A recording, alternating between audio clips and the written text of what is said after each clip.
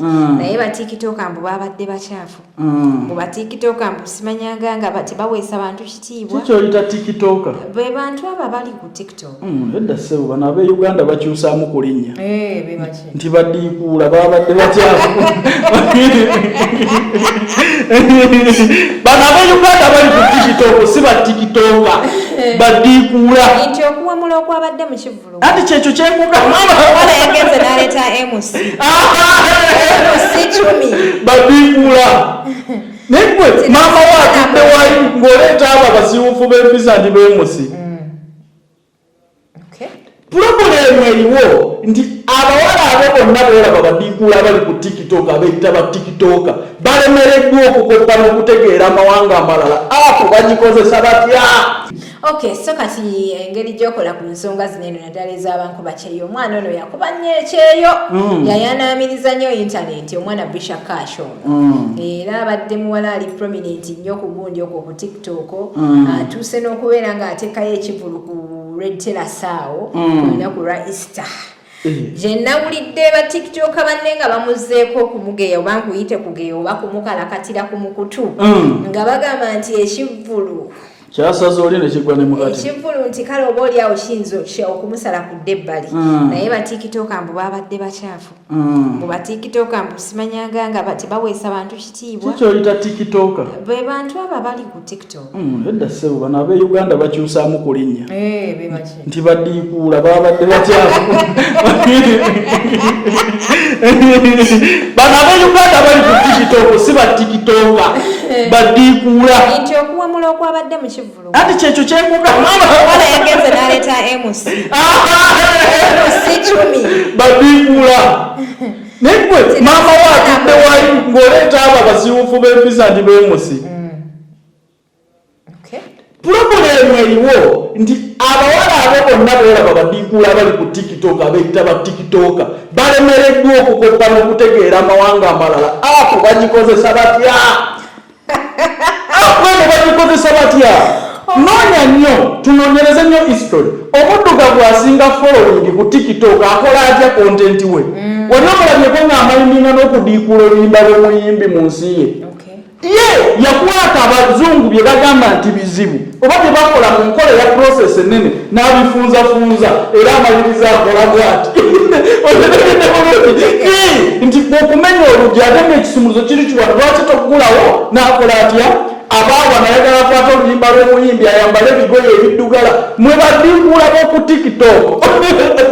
so netulaba abavubuka ab'omulembe guno abandikoze ebintu ebiri extraordinary abandikoze ebintu eby'omulembe guno bali ku intaneti naye tebasobola kuyiga nti katukoppe gundi ono akola atya eggwanga bweri tirikozesa litya TikTok bedevelopinza batya ng'abantu oli n'asalawo n'aleeta ekigoye n'ayambala ebijagasa n'akwata okukebe n'ogamba gwe mukasasira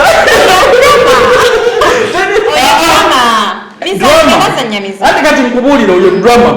yes fine naye drama eyandibadde owa generation eno ebyokudiikuula twabalaba dda nga tukyali baana bato nga bakusanga ne bwetuli n'okwata ekyebibiri n'omwokyayo n'akwata obubina guno bwelesabiseemu ebigoye n'ebbeere n'ogubuto bwe guti n'akusiniramu ennongo abaana baabizizza n'olaba omuvubuka ow'omulembe guno ali ku TikTok ali okwadiikuula ngongo ekitegere kyokola temugenda kuweebwa kitiibwa temugenda kufunamu temulina temugenda kweyongera nga mudiikuula omwana nno yasayingiza endorsement ziringa kati ezo zakwetega nalabye ku kirabu ndaba ku darling manaja wa kirabu omumanyi mu Uganda wamulabyewo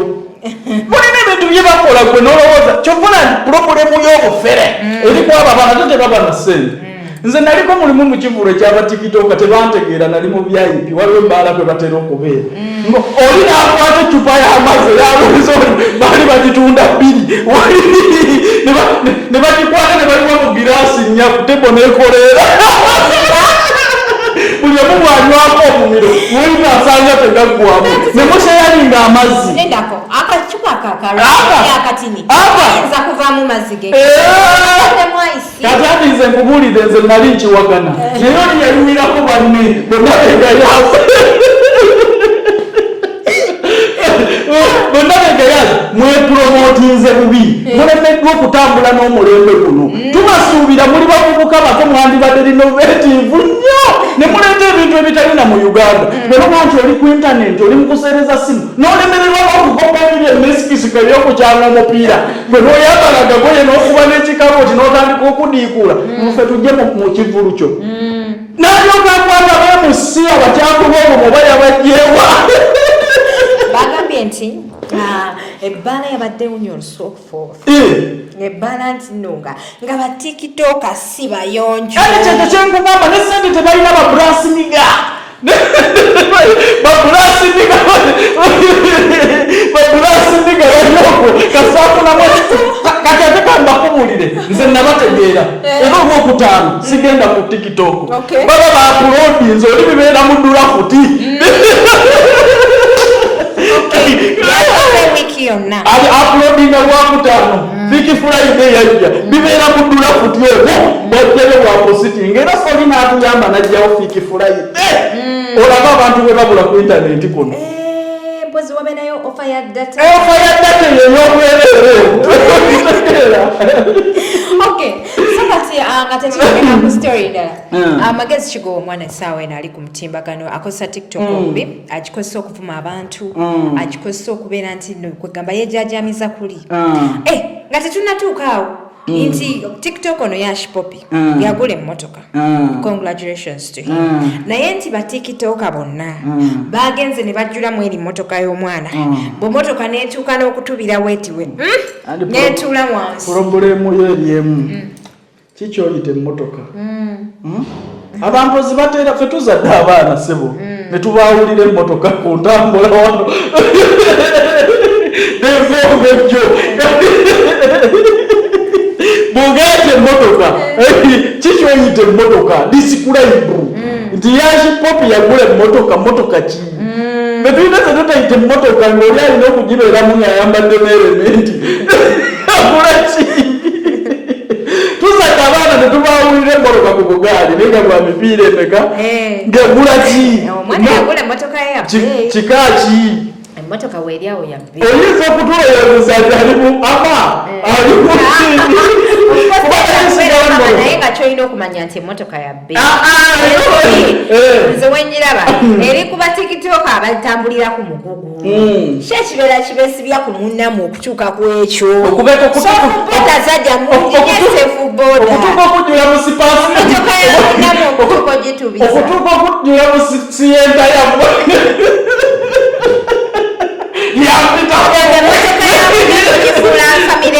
yapitako lumu yashipopi singa wali oyagala kugula mmotoka nga bwomanya embeera y'abanno ku tikitoko wandiguze tuleera ne bajulengema n'ogiteekako n'ebyana bibiri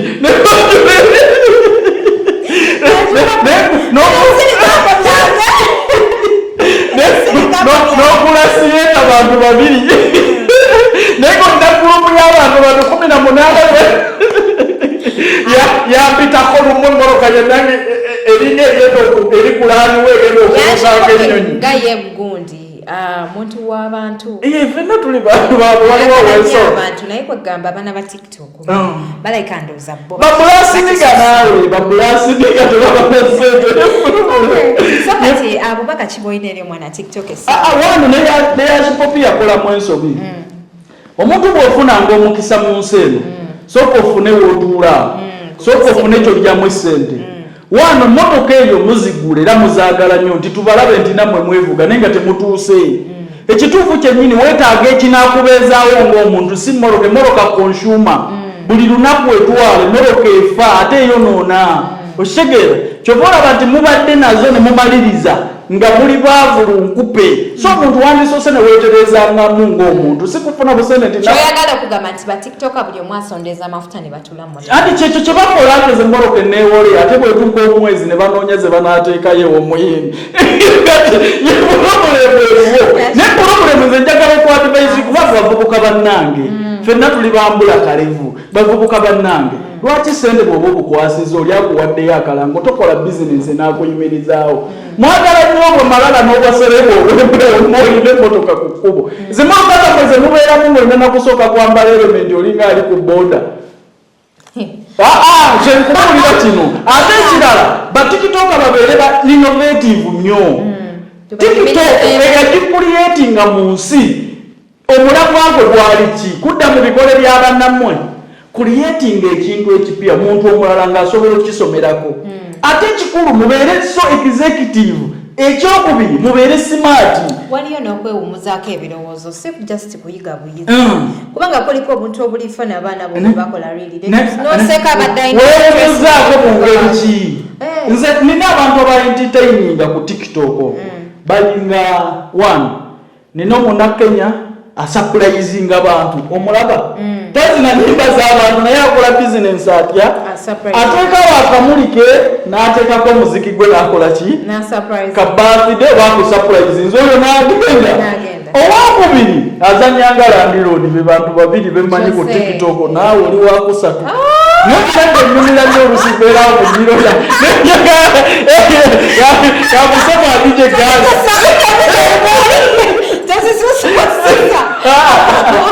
nange mbeerako ku TikTok eno engeri gyewumuza ebirowoozo naawe wonaatandika okugikolako engeri kati gye watandise n'okubeera akita ojja kugiraba ng'eri addictive ng'enyuma ne mukulu wange Bwino yagiyingidde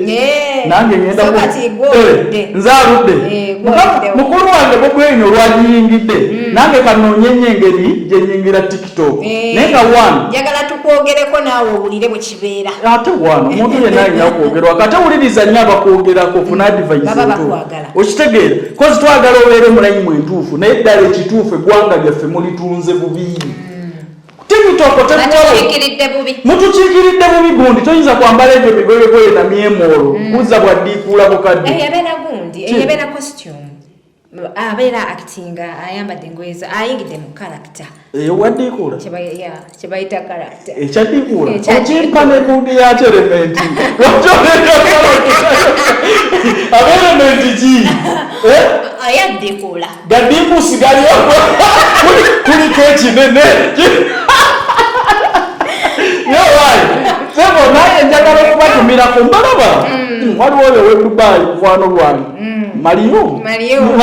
agamba ki mulungi yankyawa wamusabula nnyo bambi kyali wange wamusabula nnyo okumuga nti mwemolo naye kati yatereezaamu olaba nti yadda sente z'omukyala aluwa Mariyomu ne Mariyomu kozesa engalo zo okuteeka ekintu ku mmeeza kakyala nga bakulima omwana nga yakoze vidiyo juzawo nga mulaba akutezidde olwoba mmeka naye Mariyomu yafuna sente ne Mariyomu abakyala bakolima nsaakusabula nnyo kuba nti mayine wali omweyiyizaamu emirimu gibulamu mugenda embeereyo ku baniyasi nga nezigula akagaati tolinaamu bagagga ayina abagagga gy'asula alinnya kati levo naye ate bw'oga nti ayina abagagga gy'osula baamuwa akasengo mwali musolengula obwene statement uzikozinga bwomwati asula eyo n'abagagga ekyo kitege naye ayina abagagga gy'asula mu kitundu mwali kati abagagga era twana vidiyo ze zakyuka ate gundi ono njagala omumpettere aliwo yenna naye antwalako kino ekiwala kigundi kyamina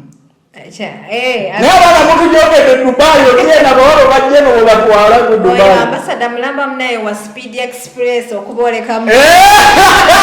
banaba akola maviation atulira ddala mu nnyonyi nenize sajja w'amaanyi abaana abo mwetega nnyo anyways njagala ompeereyo akalowoozo TikTok kati ngaffe ba upcoming TikTok oyinza kunguluminga otya content ndeeta atya bw'oba oyagala okufuna nange nyambala eddiikuula nedda bw'oba oyagala okufuna mu TikTok we representing mu ngeri ey'ekitiibwa omanyi ffe basaponsa naffe bamusiga nsimbi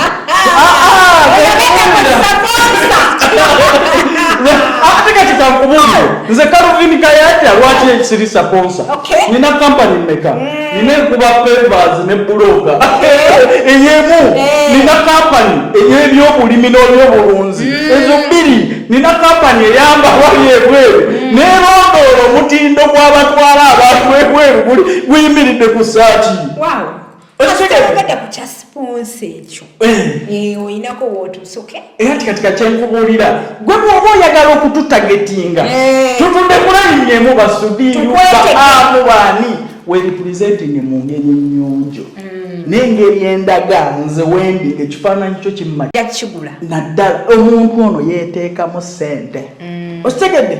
ndabye abantu bangi awebamati nti bingi bye tutakkiriziganya nga bakivinze mu tiktok wano nja kuwa example ya Derek Amemuna awo berepresentinga batya bulungi bo baategeera ne bamanya nti yes tulina community gye twafuna ne tukwata y'abakadaama ne twambala ebigoyegoye byaffe naye kati awo ne tuvaawo tulina be tutagetinga abalala bebaani beba corporate beba Don Calvin Kayanja beba wava munno beba Fudiru beba Abisi Chikundo beba Felimu Sale kawozi kamuwozi kanjerugaba President Musabe kati abantu abo ffe gye tutudde twagala okukula bagwe tikitoka nga ddala tewetaaga kummatiza nti weeteekamu ssente wabula okiraga engoye zojjiramu ddala bwe nnyimirira naawe siswala oba nkutwalamu omuntu ow'obuvunaanyizibwa bwe tuba tutudde eno mu business meeting zaffe tugamba naye ani anaayisawo project yeyo n'anaagimaketinga nga ddala ogwana ku ki newaliwo abantu betulaba nga tubanyumirwa tubenjoyi nga tubawa n'obudde bwaffe naye nga tetusobola kufuna kirowoozo kibawa business kubanga tubatwala ng'abasaazi ab'okusaaga